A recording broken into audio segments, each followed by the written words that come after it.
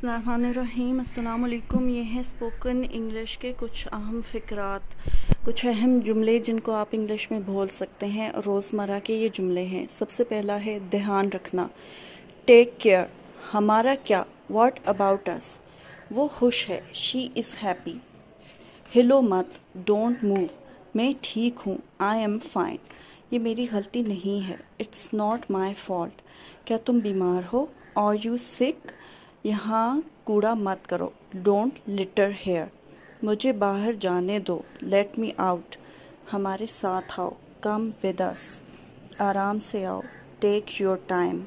इससे दूर ही रहो, स्टे आउट ऑफ दिस। कुंडी लगा दो, लैच द डोर।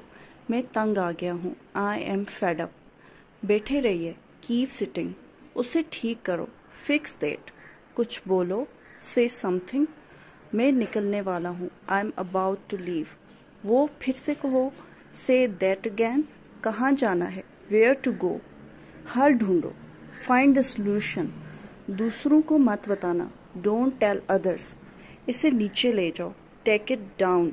इस पर सोचो, थिंक इट ओवर।